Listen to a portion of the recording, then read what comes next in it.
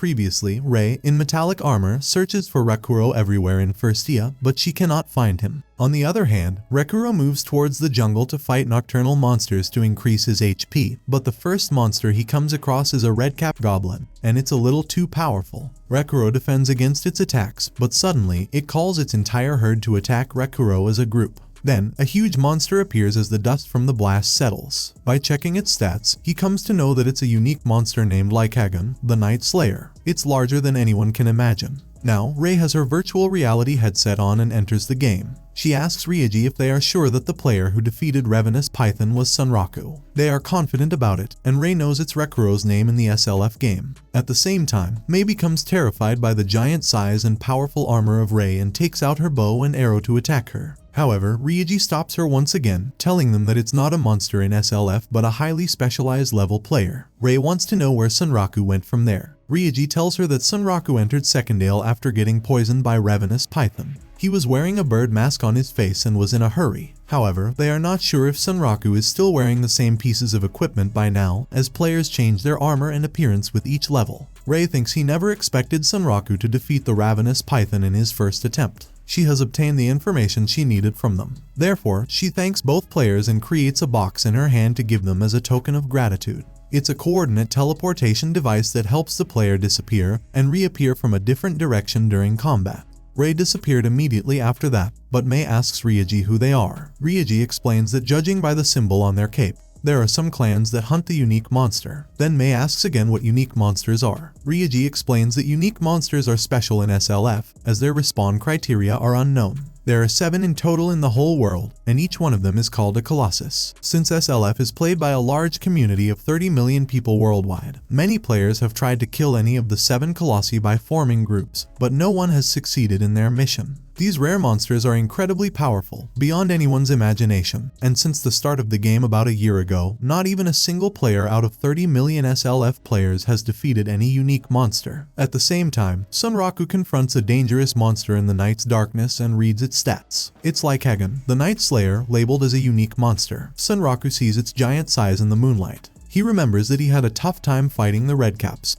but they were nothing in front of this Night Slayer. No wonder one hit by the unique monster will tear him apart. The fear of the giant monster is evident on Sunraku's face, but he takes out his Vorpal chopper in hand to fight. He attacks the monster by jumping high to strike its head, but the monster dodges the attack, and Sunraku barely saves himself. In the initial few strikes, he gets drenched in blood, realizing that the monster is a tough target. Fortunately, he spent the last night fighting small monsters in the game, which helped increase his stamina. He has learned the perfect parry, so if a monster physically attacks him, he can dodge it without harming his body. Now, using the Vorpal choppers and their sliding effects, he steps on the stone and moves toward the monster with the speed of a flash. He strikes the monster's head with his swords, but multiple hits still do not hurt the monster. Suddenly, the moon hides behind the clouds and the monster vanishes into the darkness. Sunraku loses sight of it, but the monster attacks from behind, and Sunraku barely saves himself once again before it disappears into thin air. Each time the monster disappears using a teleporting skill, it reappears from a different direction.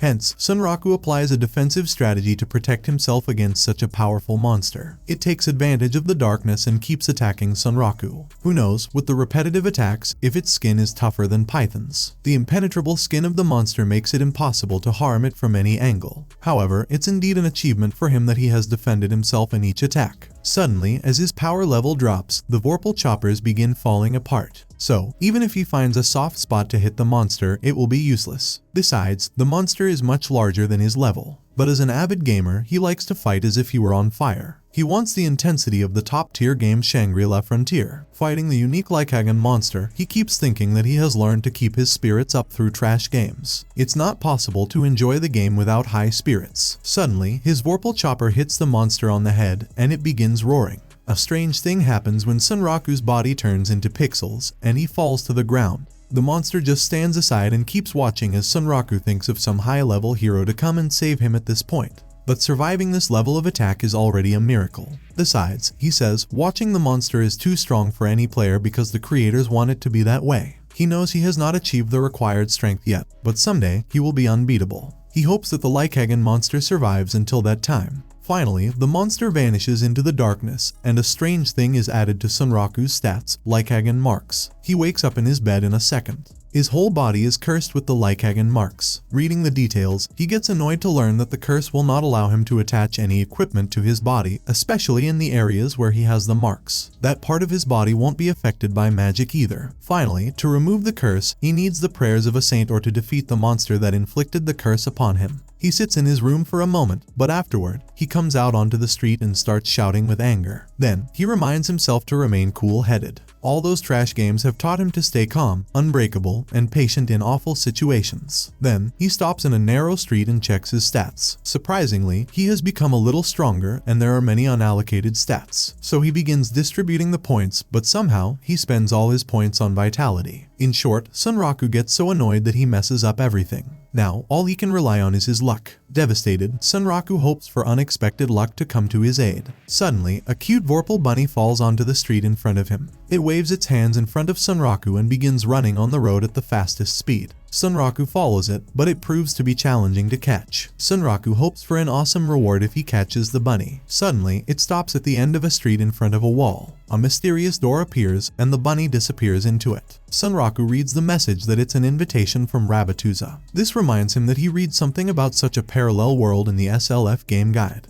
As a player uncovers the mysteries of the SLF world, side quests are given simultaneously. These are unique quests that reward worthy players with top-class skills. However, the contents and unlock times of these mystery scenarios are unknown. Sunraku wonders if he has unlocked the unique scenario at the beginning of the game. At the same time, many players create clans to unlock and enter such quests. But he remembers that by allocating points just a moment ago, he added a few points to luck. That might be the reason he is here. Now, Sunraku has reached level 28 in the game. The world of Rabatuza is thoroughly well designed and beautiful. He sees bunny sculptures and carrots harvested in the fields everywhere. Suddenly, a bunny named Emil appears and welcomes him. It's the same bunny who guided Sunraku to the door of Rabatuza. He is afraid at first, but Emil looks excited to meet him. Emil shares that everyone is quite impressed with him here. His continued striking of the Lycagon monster without taking a hit has impressed all of them. The bunny keeps saying that the Night Slayer monster can eat anyone, but you are too powerful to be alive. Also, the marks on your body remind him that you are not an enemy or prey of Night Slayer. He considers you as his equal. Sunraku becomes annoyed that the bunny is so fond of talking.